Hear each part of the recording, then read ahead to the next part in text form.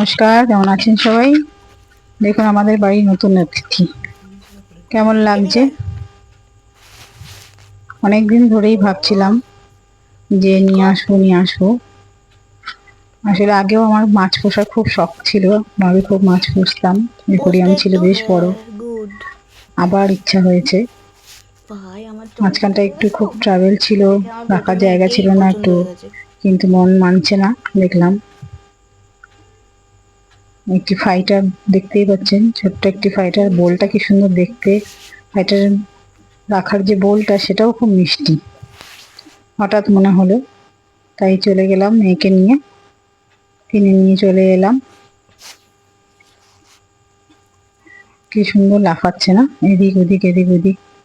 যদিও এদের বদ্ধ করে রাখাটা হয়তো উচিত হচ্ছে কিনা জানি না, কিন্তু মাছ তো জলেই থাকে, তাই জলের মধ্যেই ওদের রেখেছি, চোখের সামনে দেখতে পাই সকালে উঠে বা সন্ধ্যেবেলা রাতে শুতে যাওয়ার আগে।